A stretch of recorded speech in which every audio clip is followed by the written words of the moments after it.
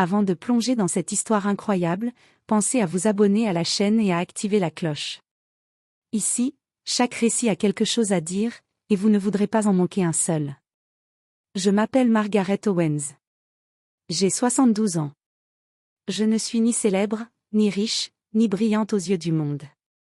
Je ne figure dans aucun article, aucune vitrine, aucune salle de conférence. Mais je suis de celles qu'on ne remarque pas et qui pourtant bâtissent tout en silence. De celles qui se lèvent à l'aube et s'endorment bien après les autres, les mains usées, le cœur encore debout.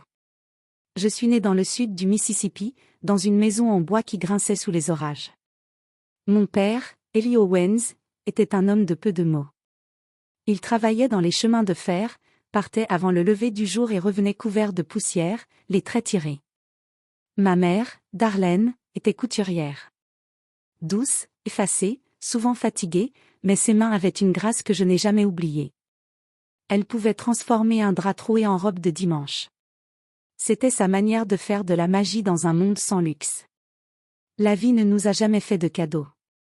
Il n'y avait pas de place pour les caprices. On partageait tout, le pain, les rêves simples, les silences lourds.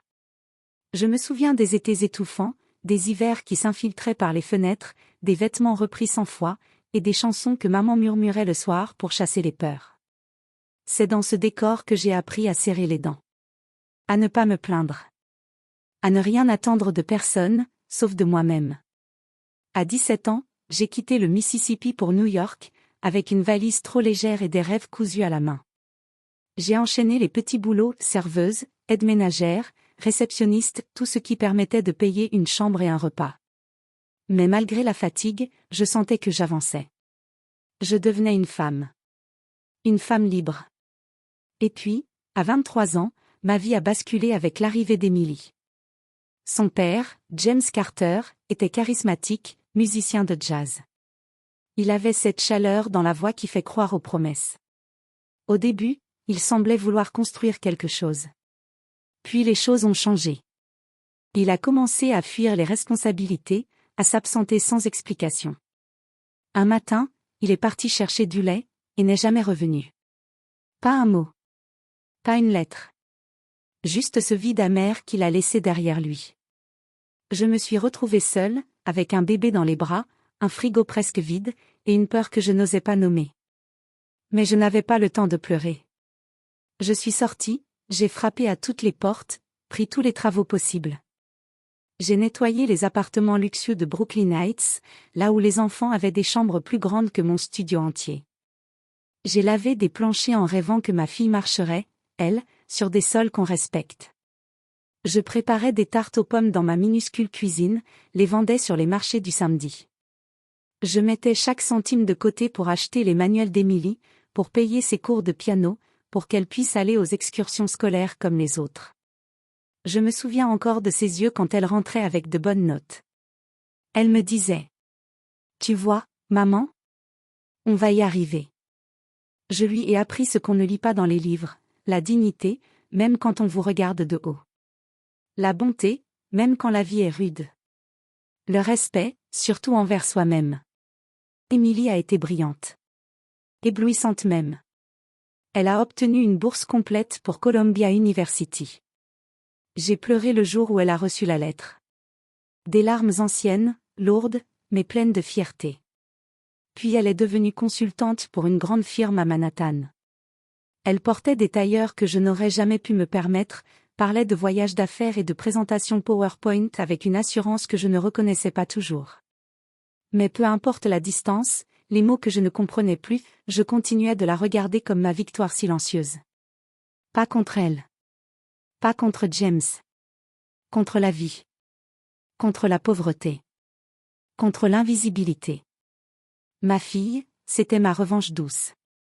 Je croyais qu'elle ne m'oublierait jamais. Quand Emily m'a présenté Brandon Fisher, son fiancé, j'ai tout de suite senti un courant d'air froid passer entre nous. Il était bien élevé, oui, trop bien peut-être. Costume ajusté, chaussures brillantes, poignée de main ferme, sourire calibré comme une publicité bancaire. Son regard, lui, restait ailleurs. Il me regardait sans me voir. Comme on observe une pièce de mobilier qu'on ne déplacera pas, mais qui n'a pas sa place dans la maison. Il parlait peu, mais quand il le faisait, ses phrases étaient tranchantes, précises, comme s'il dictait un mémo mental. Son téléphone vibrait sans cesse, et il s'excusait à peine avant de décrocher. Je l'ai observé, discrètement, avec cette intuition que seules les mères possèdent, ce pressentiment silencieux qui murmure « Cet homme ne prendra pas soin de ton enfant comme tu l'as fait. » Mais je me suis tue. Je me suis tue parce qu'Émilie avait les yeux brillants en le regardant. Parce qu'elle souriait comme une femme qui pense avoir enfin trouvé un refuge. Et je savais ce que c'était, que de vouloir désespérément un refuge. Alors j'ai souri aussi. J'ai serré la main de Brandon avec chaleur, j'ai préparé un repas entier pour leur venue, et j'ai prié, en silence, pour m'être trompée. Ils se sont mariés l'année suivante, lors d'une cérémonie chic et minimaliste dans un vignoble du Connecticut. Tout était blanc, beige et or. Aucun débordement, aucun enfant qui court, aucun chant improvisé. Juste des serveurs muets, des sourires figés, des discours parfaits. Émilie rayonnait, mais pas comme avant. Son éclat avait changé de nuance, comme s'il s'était filtré à travers un rideau de convenance.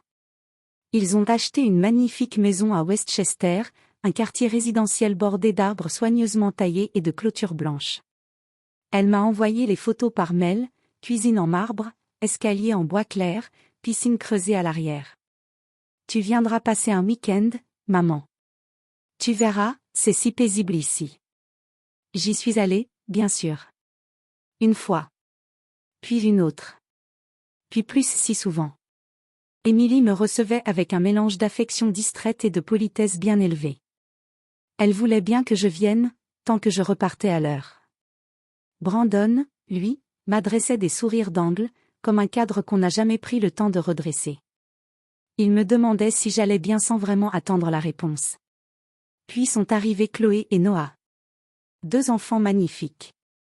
Curieux, vifs, pleins de cette énergie pure que seuls les tout-petits possèdent. Ils se jetaient dans mes bras quand j'arrivais, m'appelaient « Grand-ma Maggie » avec ce chant dans la voix qui me faisait fondre. Ces instants-là valaient tous les silences. Tous les efforts. Mais les visites se sont espacées. Émilie était, débordée par le travail, Brandon, en déplacement constant, et les enfants avaient leurs activités, leurs fêtes, leurs rendez-vous. Quand je venais, c'était toujours entre 2 réunions, toujours désolée de ne pas pouvoir rester plus longtemps. Je devenais une grand-mère de calendrier. Une ligne sur un agenda. Une voix sur un haut-parleur. Et puis, sans prévenir, mon corps a commencé à me trahir. L'arthrose, d'abord. Des douleurs dans les mains, dans les genoux, comme si mes os me rappelaient tout ce que j'avais porté. Puis les vertiges, les pertes d'équilibre, la fatigue qui collait à ma peau comme un manteau mouillé. Un matin, mon médecin, un jeune homme doux, à la voix calme, a posé sa main sur mon bras, avec une précaution qui disait tout. « Madame Owens, vous devriez envisager de vivre plus près de votre famille. Ce serait plus sûr. Plus simple. » Je n'ai pas répondu tout de suite. Le mot famille m'a tourné dans la tête comme un vieux disque. Famille. Ce que j'avais bâti. Ce que j'avais soutenu à bout de bras pendant tant d'années. Ce qui, maintenant, semblait lointain. Formel. Je suis rentrée chez moi, lentement, en appuyant sur chaque marche. J'ai fait chauffer du thé, puis je me suis assise, longtemps, à regarder la vapeur s'élever comme une pensée que je n'arrivais pas à formuler. Je suis une femme fière. J'ai toujours refusé d'être un poids. J'ai appris, très jeune, à ne rien demander. À marcher seule. À ne compter que sur moi. Mais là, ce n'était pas une question d'orgueil. C'était un besoin. Un appel intérieur. J'avais besoin d'être entourée. D'entendre les rires des enfants. De sentir une présence, même silencieuse, dans la pièce d'accent grave côté. J'avais besoin de ne pas vieillir seule dans un appartement où personne ne frapperait si je tombais. Alors j'ai appelé Émilie. Je me souviens encore du moment exact, comme on se souvient d'un instant où le cœur bat un peu trop fort. C'était un jeudi après-midi. Le ciel était d'un gris pâle, tendu comme un drap qu'on n'a pas eu la force de repasser. La pluie tombait en silence, fine, presque timide, contre les vitres de ma cuisine. La vieille horloge au-dessus du micro-ondes marquait 15h17, et ma bouilloire sifflait doucement, embaumant la pièce d'un parfum de thé à la cannelle, mon petit rituel pour les jours tristes. J'ai fixé le téléphone longtemps. J'ai relu 3 fois son nom sur l'écran, comme si le simple fait de l'appeler allait la déranger, ou pire, la déranger dans sa vie. Celle que je lui avais aidé à bâtir. Quand j'ai enfin appuyé sur le bouton vert, mes doigts tremblaient un peu. Pas à cause de l'âge, mais à cause de ce poids que je ne voulais pas mettre sur elle. Je n'ai jamais aimé demander. Encore moins à ma propre fille. Elle a décroché au 3e son. Maman? Tu vas bien? Sa voix était douce, mais distraite. J'entendais en fond le cliquetis d'un clavier, peut-être une visio en pause, ou un enfant qui réclamait un goûter. J'ai fermé les yeux une seconde avant de parler. Oui, ma chérie. Je voulais juste te parler de quelque chose. Rien d'urgent. Enfin, pas exactement. J'ai choisi mes mots avec précaution, comme on manipule de la porcelaine. Je ne voulais pas paraître dramatique, ni intrusive. Alors j'ai parlé doucement, presque en m'excusant, la gorge serrée par cette humilité que les mères portent parfois comme une seconde peau. J'ai vu le médecin, tu sais. Il pense que ça pourrait être mieux, pour moi, si je vivais un peu plus près de vous. Rien de compliqué, pas chez vous bien sûr. Juste, un petit studio dans le quartier. Quelque chose de simple. Pour pouvoir vous voir plus souvent. Pour être là si vous avez besoin d'un coup de main avec les enfants. Je me suis arrêtée là. Pas plus. Je ne voulais pas qu'elle sente une demande. Je voulais qu'elle entende une offre d'amour. Il y a eu un silence. Juste le bruit du fond qui continuait. Puis Émilie a pris une inspiration. Je comprends, maman. Je comprends. C'est juste que. C'est un peu soudain. Son ton s'était durci, presque imperceptiblement. Elle était déjà en train de faire défiler dans sa tête tous les impératifs logistiques, tous les « et si », tous les « ce n'est pas le bon moment ». Puis elle a ajouté, d'une voix neutre. « Laisse-moi en parler à Brandon, d'accord ?» Ces mots m'ont glacé. Pas parce qu'ils étaient blessants, mais parce qu'ils étaient pleins d'une distance polie, d'un refus à peine maquillé derrière la bureaucratie conjugale. « Laisse-moi en parler à Brandon. » Comme si ma fille, celle que j'avais bercée, protégée, soutenue contre vent et marée, avait besoin de l'accord de quelqu'un d'autre pour décider si je pouvais exister un peu plus près de sa vie. Mais je n'ai rien dit. J'ai souri à travers ma douleur. Bien sûr, ma chérie. Prends ton temps. Nous avons raccroché. Je suis restée là, assise à ma petite table ronde, une main sur ma tasse tiède, l'autre posée sur le téléphone encore chaud. La pluie s'était arrêtée. Mais en moi, quelque chose avait commencé à tomber. Le lendemain, c'est Brandon qui m'a appelé. Je l'ai su dès la première vibration du téléphone. Ce n'était pas Émilie. Émilie m'aurait écrit un petit mot doux avant. Elle m'aurait parlé de sa réunion, de Chloé, de la météo à Westchester. Non, là, il n'y avait pas ce petit soupçon de chaleur qui traverse les murs du silence maternel. C'était une sonnerie droite, sèche, mécanique. Un rendez-vous. Un verdict. J'ai décroché. Sa voix s'est imposée d'emblée, claire, nette, sans frisson ni détour, comme un cadre lisant un mémo au service des ressources humaines. Margaret, écoutez. Émilie m'a parlé de votre appel. On a bien réfléchi. Déjà, ces mots. On a réfléchi. Comme si j'étais un projet. Un paramètre à évaluer dans une feuille Excel. Comme si la femme qui avait élevé leur mère était un point de friction dans leur organisation domestique. Il a poursuivi, sur le même ton, celui des gens qui veulent rester polis mais pas trop, qui veulent se débarrasser d'un sujet sans en porter la faute. On vous aime, bien sûr.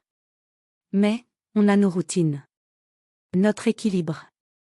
Les enfants ont leur rythme, Émilie est souvent en déplacement. Moi aussi.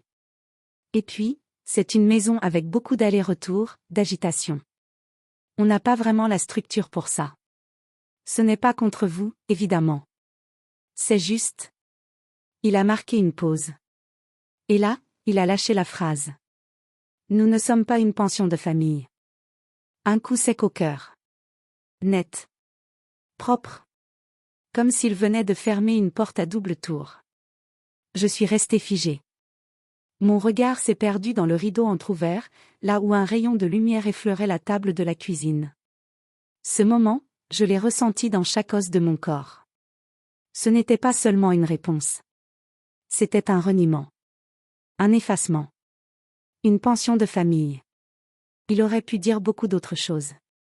Il aurait pu inventer une excuse, évoquer une contrainte, feindre un regret. Mais non. Il avait choisi ce mot. Celui qui vous réduit à un fardeau. À une vieille dame qui chercherait à s'incruster dans une vie qui ne veut plus d'elle. Ce mot-là, il était réfléchi. Il avait le tranchant d'un scalpel. Il parlait encore, je crois. Je n'entendais plus. Dans ma tête défilaient des images comme des photographies brûlées, Émilie endormie sur ma poitrine quand elle avait de la fièvre, moi, courant sous la pluie pour aller chercher ses médicaments, les nuits à réparer ses vêtements à la main, les petits déjeuners préparés avec des pièces trouvées au fond d'un sac, les promesses murmurées dans l'obscurité. Je serai toujours là pour toi. Toujours. Et là, cet homme. Cet étranger poli. Qui m'expliquait que je ne pouvais pas m'approcher. Parce qu'ils avaient leur équilibre. J'ai ravalé le goût amer dans ma gorge. J'ai murmuré. Je comprends. Merci, Brandon. Je ne me souviens pas d'avoir dit au revoir. Je crois que j'ai raccroché sans un mot de plus. Et puis, tout est devenu silencieux, à l'intérieur comme à l'extérieur. Même la pendule semblait avoir suspendu sa course. Je suis resté là, quelques instants, les mains sur la table, le souffle court. Pas de larmes. Pas encore. Juste ce vide, ce grand trou qui s'ouvre quand on comprend qu'on est devenu superflu. Alors je me suis levé. Lentement. Je suis allé chercher mon vieux carnet en cuir, celui qui dormait dans le tiroir de ma table de chevet depuis des années. Je ne savais pas pourquoi je l'avais gardé, à l'époque. Peut-être un reste de rêve. Un espace rien qu'à moi. Je l'ai ouvert. Les pages étaient vierges. Mais pas pour longtemps. Et j'ai commencé à écrire. J'ai écrit tout. Absolument tout. Mon enfance dans le Mississippi, ce sud étouffant où l'air sentait le coton mouillé et les étés n'en finissaient pas. J'ai raconté les soirées où ma mère reprenait nos vêtements à la lueur d'une lampe à pétrole, le cliquetis des aiguilles mêlé au grésillement des grillons. Les jours de pluie, où je courais à l'école sans parapluie, les pieds trempés, les cahiers serrés contre ma poitrine comme s'ils allaient me sauver du monde. J'ai écrit ma jeunesse à New York, l'arrivée dans cette ville qui semblait rugir en permanence. Les petits boulots, les mains brûlées par les produits de nettoyage, les regards qui glissent sur vous sans vous voir. Les soirées d'hiver sans chauffage, où je m'enroulais dans un vieux manteau sur un canapé trop étroit, priant pour que les tuyaux ne gèlent pas. J'ai écrit les matins de Noël, où je n'avais pas les moyens d'acheter un vrai cadeau pour Émilie, alors je trouvais un ruban rouge, je préparais des pancakes en forme de cœur, et je lui racontais que les meilleures choses au monde n'étaient pas dans les magasins. Et elle me croyait. Elle me regardait comme si j'étais la fée des étoiles, avec ses grands yeux brillants. C'est ce regard-là que je garde, encore maintenant, dans le repli le plus profond de mon cœur. J'ai écrit les douleurs silencieuses d'une mère seule. Les soirs où je devais faire semblant que tout allait bien, alors que je n'avais plus rien à manger. Les nuits à pleurer dans ma salle de bain pour qu'Émilie ne m'entende pas. Les humiliations au travail, les clients qui vous parlent comme à une chose, les employeurs qui vous traitent comme si vous n'aviez ni histoire ni dignité. Mais j'ai aussi écrit les espoirs. La première fois qu'Émilie a su lire toute seule. Le jour où elle a eu sa bourse pour Columbia. Les applaudissements dans la salle quand elle a prononcé son discours de fin d'année. Ces instants qui faisaient battre mon cœur plus fort, comme des récompenses muettes pour tous les sacrifices invisibles. Et puis, j'ai écrit l'oubli. Celui qui vous prend lentement quand vos enfants grandissent et que vous cessez d'être essentiel. Celui qui s'installe quand votre téléphone ne sonne plus, que votre prénom n'apparaît plus que pour des formalités. J'ai écrit sur cette invisibilité qui vous enveloppe comme un linceul léger, quand les gens vous regardent sans vous voir. Quand votre voix devient un bruit de fond, une habitude, un souvenir tiède. Mais ce carnet, lui, me regardait en face. Il m'écoutait. Il accueillait mes mots sans juger. Il devenait mon miroir, mon confident, mon pilier. Il me tenait debout, page après page, comme si chaque ligne réchauffait une partie de mon âme gelée. Un jour, alors que je buvais mon thé dans le petit parc près de la bibliothèque municipale, mon amie Caroline s'est assise à côté de moi. Une femme vive, curieuse, toujours un livre dans le sac. Elle faisait partie d'un cercle de lecture local, un groupe de femmes de tous âges qui échangeaient sur les récits oubliés, les voix marginalisées. Elle m'a dit, les yeux pétillants. Maggie, tu devrais montrer ton carnet à ma nièce. Elle est éditrice. Indépendante, mais brillante. Elle aime ce qui est vrai, brut, vivant. J'ai ri. Un rire sec, presque incrédule. Qui voudrait lire la vie d'une vieille dame? Mais au fond de moi, une petite voix, timide, abîmée mais tenace, murmurait. Peut-être que c'est le moment. Peut-être que ta vie mérite d'être entendue. Alors j'ai dit oui. D'un oui hésitant, maladroit, mais réel. Ce simple mot a changé le reste de mon existence. Un mois plus tard, alors que je pliais du linge en écoutant une vieille chanson d'Etta James à la radio, le téléphone a sonné. Je n'attendais personne. Mon cœur a battu plus vite, sans raison apparente, comme si quelque chose d'important flottait dans l'air. J'ai séché mes mains sur un torchon, pris une inspiration, et décroché. De l'autre côté, une voix de femme, jeune, mais fragile. Émue. Madame Owens? C'est Grace Hamilton, la nièce de Caroline. J'ai lu votre manuscrit. Un petit silence. Puis elle a continué, la voix tremblante, haletante, comme si les mots lui échappaient. Votre histoire m'a bouleversée. J'ai pleuré, j'ai ri, j'ai vu ma propre grand-mère dans vos pages. Je veux le publier. Vraiment. Ce que vous avez écrit est nécessaire. Je suis restée muette. Moi, publier? Je me suis assise sur le bord de mon lit, incapable de prononcer un mot. Mon cœur cognait dans ma poitrine comme un poing impatient. Je me souvenais de chaque ligne écrite dans ce carnet, chaque souvenir versé avec douleur, chaque nuit à trembler devant les silences du passé. Et là, une inconnue me disait, « Le monde a besoin de vous entendre. » Elle m'a expliqué les démarches. Un éditeur indépendant, certes, mais passionné. Un imprimeur local. Une petite équipe qui croyait en la vérité plus qu'en les chiffres. Le projet était modeste, mais sincère. Et surtout, respectueux. Elle ne voulait rien changer. Rien adoucir. Elle voulait que mes mots restent intacts, bruts, puissants. Quelques mois plus tard, mon livre est sorti. Il s'appelait « La mer silencieuse ». La couverture était simple, élégante. Un fond crème, un fauteuil vide sous une lampe allumée. Rien de spectaculaire, mais une présence, une promesse. Je m'étais dit que ce serait peut-être lu par quelques curieux. Des femmes âgées. Des retraités nostalgiques. Mais je m'étais trompée. Contre toute attente, le livre a touché. Profondément. Des lettres ont commencé à arriver. Par dizaines. Puis des centaines. Des mères, des filles, des femmes de toute génération.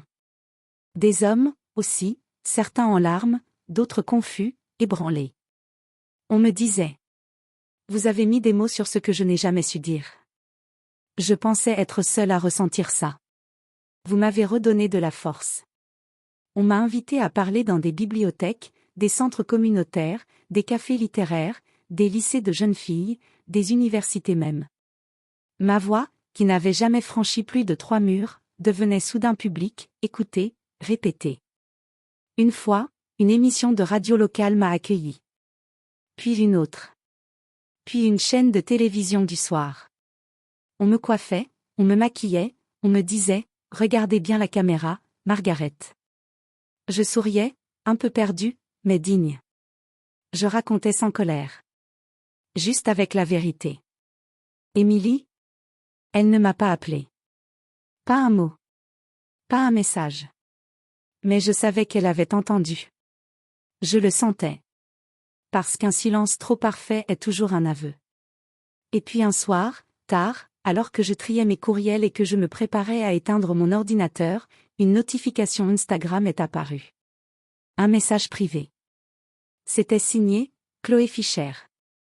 Mon cœur a bondi. J'ai cliqué. Le message disait simplement: Grand-ma, j'ai lu ton livre en cachette. Maman a pleuré en silence dans la cuisine. Elle pensait que je ne la voyais pas. Je t'aime. Je suis restée là, les yeux pleins de larmes. Pas de tristesse. Pas de regret. Mais de douceur. Parce que même si ma fille ne savait pas encore comment revenir vers moi, ma petite fille, elle, avait tendu la main. Aujourd'hui, je vis à Providence, dans une résidence paisible pour artistes et auteurs retraités. Mon appartement est petit, mais baigné de lumière. Une grande fenêtre donne sur un vieux magnolia. Chaque matin, ses feuilles murmurent quelque chose, comme si elles me disaient: Tu as survécu. Tu as parlé. Tu es là. Je donne des ateliers d'écriture à des femmes comme moi. Des femmes qui ont trop longtemps été réduites au silence. Des femmes que la vie n'a pas ménagées, mais qui ont encore tant à dire. Nous écrivons, ensemble, dans une pièce aux murs clairs, nos mains tachées d'encre et nos cœurs en éveil. Non. Je ne suis peut-être pas une pension de famille. Mais je suis devenue un refuge. Un foyer pour celles et ceux qui ont aimé en silence, qui ont été oubliés, rejetés, effacés. Ici, leur voix existe. Comme la mienne.